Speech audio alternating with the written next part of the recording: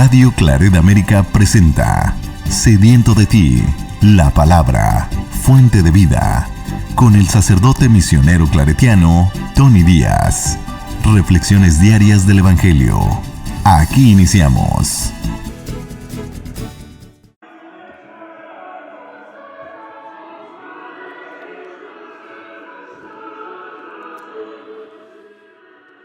Bienvenidos hermanos a nuestras reflexiones bíblicas de las lecturas del día. Hoy es jueves de la 24ª semana del tiempo ordinario, jueves de la 24ª semana del tiempo ordinario. Hoy celebramos la memoria de los santos Cornelio, Papa, y Cipriano, Obispo, los dos mártires. La primera lectura de hoy viene de la primera carta de San Pablo a Timoteo, capítulo 4, versículos 12 al 16. Querido hermano, que nadie te desprecie por tu juventud. Procura ser un modelo para los fieles en modo de hablar y en tu conducta, en el amor, en la fe y en la castidad. Mientras llego, preocúpate de leer públicamente la palabra de Dios, de exhortar a los hermanos y de enseñarlos. No descuides el don que posees. Recuerda que se te confió cuando, a instancias del Espíritu, los presbíteros te impusieron las manos. Pon interés en todas estas cosas y dedícate a ellas, de modo que todos vean tu progreso. Cuida de tu conducta y de tu enseñanza, y sé perseverante, pues obrando así te salvarás a ti mismo y a los que te escuchen. Palabra de Dios. El salmo responsorial es el Salmo 110 y el responsorio es: los mandamientos del Señor son dignos de confianza. Los mandamientos del Señor son dignos de confianza. Justas y verdaderas son las obras del Señor. Son dignos de confianza sus mandatos, pues nunca pierden su valor y exigen ser fielmente ejecutados. Él redimió a su pueblo y estableció su alianza para siempre. Dios es santo y terrible. El temor del Señor es el principio de la sabiduría, y los que viven de acuerdo con Él son sensatos. La gloria del Señor perdura eternamente. Los mandamientos del Señor son dignos de confianza. El Evangelio de hoy viene de Lucas, capítulo 7, versículos 36 al 50. En aquel tiempo, un fariseo invitó a Jesús a comer con él. Jesús fue a la casa del fariseo y se sentó a la mesa. Una mujer de mala vida en aquella ciudad, cuando supo que Jesús iba a comer ese día en casa del fariseo, tomó consigo un frasco de alabastro con perfume. Fue y se puso detrás de Jesús, y comenzó a llorar, y con sus lágrimas bañaba sus pies. Los enjugó con su cabellera, los besó y los ungió con el perfume. Viendo esto, el fariseo que lo había invitado comenzó a pensar: si este hombre fuera profeta, sabría qué clase de mujer es la que lo está tocando. Sabría que es una pecadora. Entonces Jesús le dijo: Simón, tengo algo que decirte. El fariseo contestó: dímelo, maestro. Él le dijo: 2 hombres le debían dinero a un prestamista. Uno le debía 500 denarios y el otro 50.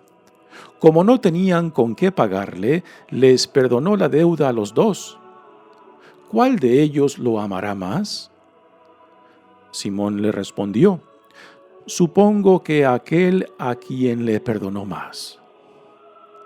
Entonces Jesús le dijo: has juzgado bien. Luego, señalando a la mujer, dijo a Simón: ¿ves a esta mujer? Entré en tu casa y tú no me ofreciste agua para los pies, mientras que ella me los ha bañado con sus lágrimas y me los ha enjugado con sus cabellos. Tú no me diste el beso de saludo. Ella, en cambio, desde que entró no ha dejado de besar mis pies. Tú no me ungiste con aceite mi cabeza. Ella, en cambio, me ha ungido los pies con perfume. Por lo cual, yo te digo, sus pecados, que son muchos, le han quedado perdonados, porque ha amado mucho. En cambio, al que poco se le perdona, poco ama. Luego le dijo a la mujer, tus pecados te han quedado perdonados. Los invitados empezaron a preguntarse a sí mismos, ¿quién es este que hasta los pecados perdona? Jesús le dijo a la mujer, tu fe te ha salvado. Vete en paz. Palabra del Señor. Muy bien, demos comienzo a nuestra reflexión de las lecturas de hoy, pero antes de entrar a las lecturas propias, digamos un poco acerca de los santos Cornelio y Cipriano, a quien recordamos hoy en esta memoria. De Cornelio sabemos muy poco de su infancia o dónde nació. Se sabe de que en el año 251 fue elegido obispo de Roma. Al igual también a Cipriano, más o menos en el año 248, fue elegido obispo de Cartagena en el norte de África, de lo que hoy en día es Tunisia. Así que Cipriano fue obispo, mientras que Cornelio fue papa en Roma. Los dos fueron escogidos por petición tanto del clero como de la gente, y eso nos dice mucho de cómo en aquellos tiempos pues, se elegían a los papas y a los obispos. Sus nombramientos en gran parte venían de la petición, del reconocimiento de sus habilidades por parte de los clérigos y también de la gente. Hoy en día prácticamente desde Roma se eligen a los obispos y son los cardenales principalmente los que eligen a los papas, ¿no? Así que el proceso de elección del principio de la Iglesia pues, era muy diferente a como lo tenemos hoy en día. Una de las dificultades que enfrentó el Papa Cornelio en aquel entonces fue no solamente las persecuciones que la comunidad cristiana vivía en gran parte por los edictos de los emperadores romanos. Pero también había otra situación muy difícil interna de la iglesia y estas divisiones eran a causa de cómo tenía que responder la iglesia a los apóstatas. Por apóstatas son aquellos que habían renegado de la fe en situaciones de persecución, ¿no? Y entonces, después de que pasaba la persecución, tenían la situación de cómo o si recibían de nuevo a estos cristianos que habían renegado de su fe a causa de esa persecución. Y dentro de la iglesia, pues había unos que estaban en contra de reconciliarlos con la iglesia, mientras que el Papa Cornelio, como también Cipriano, obispo, pues ellos promovían la actitud de reconciliar a los apóstatas, aquellos que habían renegado de su fe, por medio de un proceso de penitencia en el cual se reconociera la debilidad del haberse echado atrás en la fe, pero que ahora pues tenían el deseo de ser reconciliados con la comunidad. Y esta división interna pues causó muchos problemas, pero Cornelio y Cipriano, Cornelio en Roma y Cipriano en Cartagena, sabemos de que entre ellos había mucho contacto por medio de cartas y que mutuamente se apoyaban en promover la reconciliación, la compasión y el perdón de aquellos apóstatas que decían ser reintegrados nuevamente a la comunidad. Los dos, tanto Cornelio como Cipriano, murieron mártires, perseguidos por los diferentes emperadores romanos que persiguieron a la iglesia cristiana. Muy bien, pasemos ahora a las lecturas de hoy. Continuamos leyendo en la primera lectura de la primera carta de San Pablo a Timoteo. Recordamos que Timoteo fue un discípulo de Pablo en Éfeso, y es ahora en Éfeso donde Timoteo se encuentra como líder de esa comunidad, siendo aún joven. ¿Y cómo sabemos que era joven? Porque precisamente es un tema que aquí menciona Pablo en esta primera lectura. También, después de que Pablo le indica a Timoteo las cualidades que deben de tener a los que son escogidos como líderes o obispos o presbíteros de la iglesia, ahora Pablo se enfoca en darle consejos a Timoteo para que desempeñe en una forma digna la vocación que él ha recibido y la responsabilidad que se le ha dado como líder en esta comunidad de Éfeso. Dice: querido hermano, que nadie te desprecie por tu juventud, ¿no? Y es muy interesante que Pablo mencione la juventud de Timoteo. Algunos comentaristas dicen de que quizás la edad de Timoteo era en los 30, mediados de los 30 o quizás ya pegándole a los 40, ¿no? Y que en relación a los otros líderes en la comunidad, pues quizás era visto muy joven. La mayoría de los líderes en las comunidades religiosas casi siempre son de mayor edad porque se conecta la edad avanzada con la sabiduría, ¿no? Aunque no siempre ese es el caso. Y sin embargo, la juventud se conecta con la inmadurez, pero también hay excepciones. Así que Timoteo era un líder joven, y no queriendo Pablo de que Timoteo fuera despreciado por su juventud, pues ahora le da estos consejos para que aún en su juventud él manifieste no solamente madurez, sino también sabiduría, y así sea un líder digno, no solamente para representar a la comunidad, sino también para profundizar en el llamado que como comunidad tienen en el seguimiento de Cristo. Dice: procura ser un modelo para los fieles en todo modo de hablar y en tu conducta, así tanto de palabra como en el comportamiento, la conducta, en el amor, en la fe y en la castidad. Así que aquí Pablo en este consejo le da varios puntos que Timoteo tiene que poner atención para que la comunidad no lo cuestione por su juventud, sino que sea un modelo de conducta, un modelo de enseñanza, un modelo de expresión de amor, que es el don más alto que tenemos como parte de nuestra relación con Dios. Y en la fe y en la castidad. En la castidad, Pablo mismo sabemos de que él no estaba casado y que por tanto no exigía que los líderes fueran no casados, pero sí recomendaban que si eran llamados a la castidad, pues que la castidad fuera también un camino de evangelización para otros, en el sentido de que en espera del regreso de la segunda venida de Jesucristo, pues la castidad también sea ese modelo, esa manifestación, esa expresión de entrega completa a Dios. Dice: mientras llego, preocúpate de leer públicamente la palabra de Dios. Así que Pablo aún tiene las intenciones de ir a visitar a Timoteo. Como ya hemos comentado antes, se cree que Pablo escribe esta carta desde Roma, donde se encuentra prisionero. Quizás Pablo tenía la esperanza de que fuera puesto en libertad para que después pudiera visitar a Timoteo.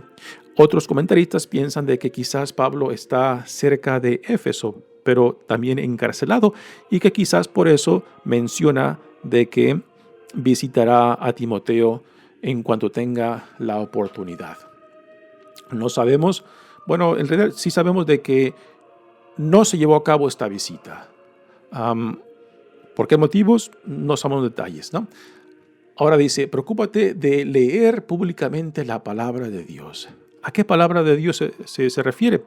Pues depende de qué fecha se le ponga a esta carta, pues podemos decir de que si esta carta fue escrita por Pablo, digamos en el año 50 o 60, pues en aquellos tiempos aún no existía el Nuevo Testamento ni los evangelios. El primer evangelio, el de Marcos, se cree que fue escrito como en el año 70, ¿no? Así que los evangelios no existían en escrito, aunque ya circulaban oralmente. Así que es muy probable de que aquí Pablo se refiera por palabra de Dios al Antiguo Testamento. Ahora, si seguimos lo que algunos comentaristas dicen de que esta carta fue escrita no por Pablo, sino por un discípulo de él y que por tanto fue escrita mucho más tarde, pues es muy posible de que ya para entonces por lo menos el Evangelio de Marcos o el de Mateos ya estaban circulando en escrito, ¿no? Pero es el consenso de que esta carta fue escrita por Pablo a Timoteo, así que es más probable de que por palabra de Dios Pablo se refiera al Antiguo Testamento. Dice, preocúpate por leer públicamente la palabra de Dios, de exhortar a los hermanos y de enseñarlos. Exhortarlos en la práctica del Evangelio, exhortarlos en la vida moral, exhortarlos en la hermandad, exhortarlos en la oración, en la esperanza y de enseñarlos, enseñar pues las lecciones de la palabra de Dios en cómo se aplica a la vida en Cristo. Después sigue Pablo diciendo, no descuides el don que posees. ¿Qué don? ¿Qué don se le hace referencia a Pablo aquí en esto? Quizás sea el don del liderazgo que se le fue conferido cuando le impusieron las manos, que es lo que ahora menciona Pablo. Él le dice, recuerda que se te confirió cuando a instancias del Espíritu los presbíteros te impusieron las manos. Aquí estas palabras son muy interesantes. Fue el Espíritu Santo quien inspiró a los presbíteros para que no solamente escogieran a Timoteo, sino también que fuera instalado como líder de la comunidad por medio de la imposición de las manos. Así que la imposición de las manos de los presbíteros, que podemos decir con confianza que son los ancianos de la comunidad, con esa acción de imponer las manos, pues ahí confieren, ahí hacen público la elección de Dios por medio del Espíritu Santo de este joven líder en la iglesia de Éfeso, Timoteo, ¿no? Así que no fue simplemente una decisión de Pablo, no fue simplemente un deseo de Timoteo, sino fue la inspiración del Espíritu Santo y después la aprobación de los presbíteros que impusieron su mano, confirmando esa elección de él para la comunidad.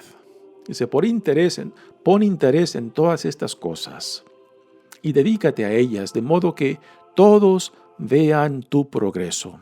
Cuida de tu conducta y de tu enseñanza, y sé perseverante, pues obrando así te salvarás a ti mismo y a los que te escuchen. Así que nuestras vidas deben de ser un testimonio claro y evidente de quién somos a los ojos de Dios, la vida a la cual somos llamados, ¿no? Y que no solamente de palabras, sino de conducta, sino de relación con otros, sino de los valores que cultivamos, ahí se manifieste la vida a la cual somos llamados en Cristo. Así que estos consejos aún son muy válidos para nosotros hoy en día, ¿no? De que no basta simplemente hablar de Cristo, tenemos que modelar a Cristo, como San Pablo lo dice mucho en sus cartas, tenemos que vestirnos de Cristo para que toda nuestra persona, tanto en palabra como en comportamiento, como en acción, pues ahí se manifieste quiénes somos, la vida a la cual somos llamados y la misión que Dios nos ha encomendado. Muy bien, pasemos ahora al Evangelio de hoy. es un evangelio bellísimo, un evangelio que quizás para algunos puede causar un poco de escándalo, como lo causó para el fariseo que invitó a Jesús a la cena. En el Evangelio de Lucas, a Jesús lo tenemos en varias situaciones cenando, ¿no? A diferencia de los evangelios de Marcos y Mateos, pues Jesús no hace mucha presencia en fiestas y en cenas, pero en el Evangelio de Lucas lo tenemos en varias escenas comiendo y bebiendo con la gente que lo invita. Y Jesús no se limita simplemente a comer, por ejemplo, con los recaudadores de impuestos, como un Mateo que lo invita a cenar a su casa. Aquí también acepta la invitación de un fariseo.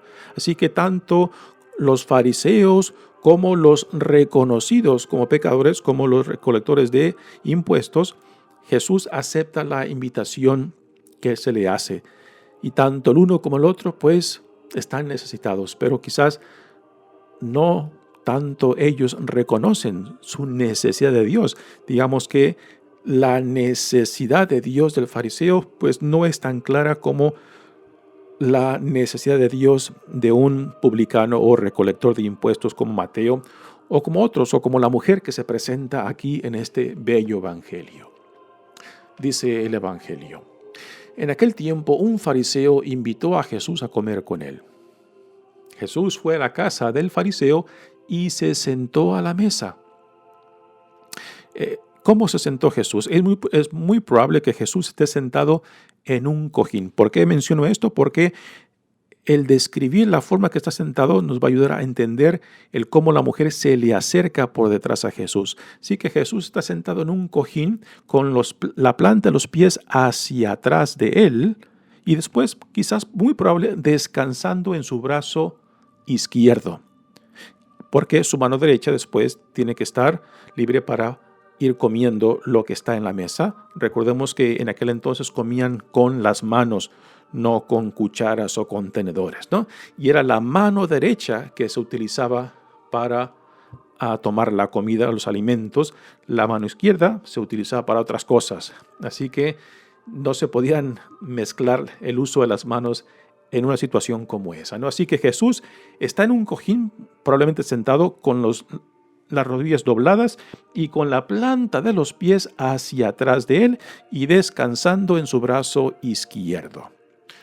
Y ahora se presenta esta mujer, una mujer de la mala vida en aquella ciudad, mujer de la mala vida. Muy probablemente esta mujer quizás era una prostituta o una mujer que se le sabía que tenía varios amantes.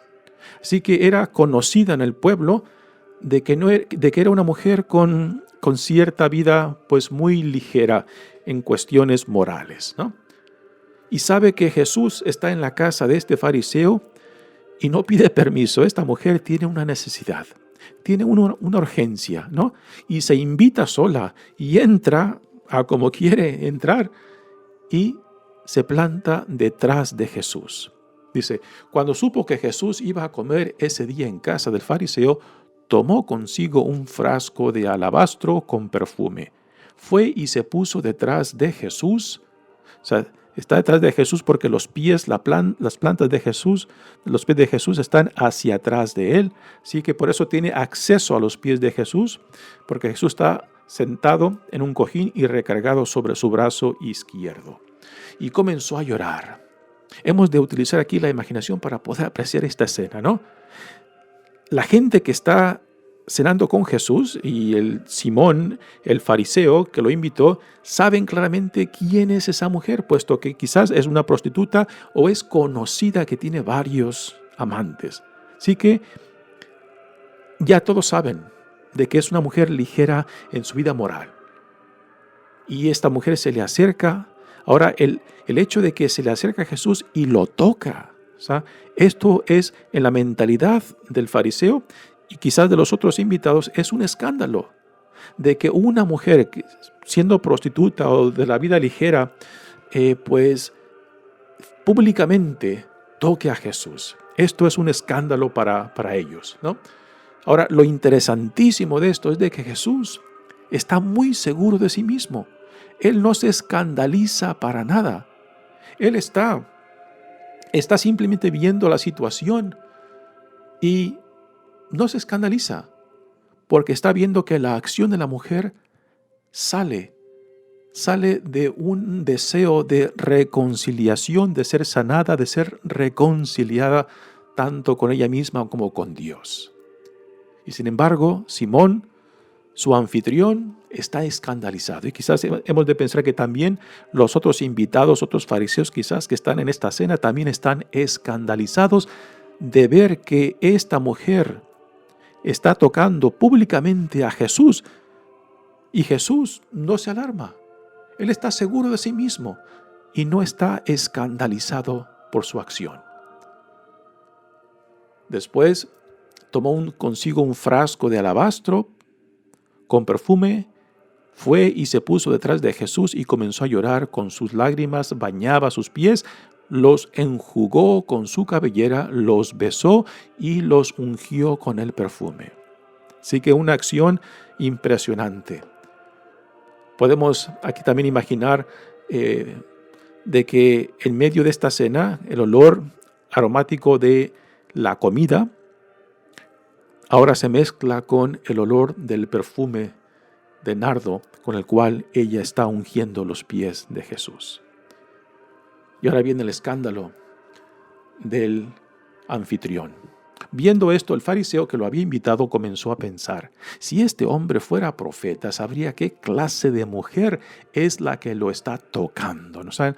El hecho que Jesús se permite que una mujer de este tipo lo toque públicamente es un escándalo para él. Sabría que es una pecadora. Entonces Jesús, ahora ya percibiendo la reacción de Simón y de quizás los otros que están presentes, les dice: Simón, tengo algo que decirte. El fariseo le contestó: dímelo, maestro. Así que el hecho de que Simón le llama maestro a Jesús significa de que lo ve con cierto respeto y que quizás la invitación fue sincera. Pero ya nos damos cuenta de que la forma en que Simón lo recibió no fue sincera. Dice, le dijo: 2 hombres le debían dinero a un prestamista. Uno le debía 500 denarios y el otro 50. Como no tenían con qué pagarle, les perdonó la deuda a los 2. ¿Cuál de ellos lo amará más? Simón le respondió: supongo que aquel a quien le perdonó más. Ahora Jesús se dirige a Simón y le dice: entonces Jesús le dijo: has juzgado bien. Luego, señalando a la mujer, dijo a Simón: ¿ves a esta mujer? Entré a tu casa y tú no me ofreciste agua para los pies, mientras que ella me los ha bañado con sus lágrimas y me los ha enjugado con sus cabellos. Aquí este detalle de que la mujer trae el pelo suelto también es otro detalle de qué tipo de mujer es. Una mujer con el pelo suelto era vista como escándalo, particularmente si andaba en público con el pelo suelto, que solamente una prostituta o una mujer de la vida fácil, pues solamente andaba así, ¿no? Así que este otro detalle nos indica qué tipo de mujer es esta. Si tú no me diste el beso de saludo, ella en cambio, desde que entró, no ha dejado de besar mis pies. Tú no ungiste con aceite mi cabeza, ella en cambio me ha ungido los pies con perfume. Por lo cual yo te digo, sus pecados, que son muchos, le han quedado perdonados porque ha amado mucho. Aquí hemos de aclarar de que Jesús no es indiferente a la vida de esta mujer. Sabe que es una mujer pecadora, pero aplicando la misericordia de Dios, en la cual lo que importa es el momento, aunque son muchos los pecados de ellas, a pesar de eso no deja de manifestar y expresar amor. Y también podemos decir que esa acción de esta mujer pues manifiesta en cierta manera remordimiento y el deseo de ser sanada, de ser reconciliada, ¿no? Así que ella reconoce sus pecados, a diferencia de Simón, el anfitrión, que ni siquiera por haber invitado a Jesús a comer en su casa, lo recibió como era propio, ¿no? De que no le ofreció la hospitalidad apropiada para un maestro, ¿sabes? De lavarle los pies, de recibirlo con un beso, de ungirlo, ¿no? Los cuales eran prácticas muy comunes de hospitalidad y de recibir a un invitado a tu casa. Así que aquí se refleja también la duplicidad de esta invitación por parte de Simón, ¿no? De que quizás no fue una invitación sincera, sino quizás una invitación para quizás ponerle alguna trampa a Jesús, ¿no? Así que también esa falta de hospitalidad manifiesta, ¿no? La duplicidad de Simón y también su pecado que él no lo reconoce, a diferencia de esa mujer que aunque públicamente es apuntada y definida como pecadora, pues ella reconoce lo suyo y expresa remordimiento, expresa el deseo de ser perdonada, el deseo de ser reconciliada y sanada. Sin embargo, Simón no tiene ninguna manifestación de esto, ¿no? Así que aquí podemos ver el contraste, ¿no? De la pecadora, reconocida que es pecadora en público, a diferencia de este hombre que se siente autojustificado y que no, en su invitación, no manifestó la sinceridad de recibir a Jesús como se esperaba, con la dignidad que se espera de un fariseo de sus tiempos. Después Jesús le dice: tus pecados te han quedado perdonados. Y ahora viene la reacción de los invitados. Los invitados empezaron a preguntarse a sí mismos: ¿quién es este que hasta los pecados perdona? Jesús después le dice a la mujer: tu fe te ha salvado, vete en paz. La mujer ha manifestado una fe impresionante al ir en busca de Jesús, de que en este hombre el amor de Dios, la compasión de Dios se manifiestan. Y ella lo fue buscando con el deseo de ser reconciliada, de ser restaurada. Y es la fe lo que ahora Jesús afirma en ella y le dice: tu fe te ha salvado. Mi nombre es Padre Tony Díaz, misionero claretiano. Que Dios los bendiga. Radio Claret América presentó Sediento de ti, la palabra. Fuente de vida. Sus comentarios son importantes. Contáctenos en radioclaretamerica@gmail.com.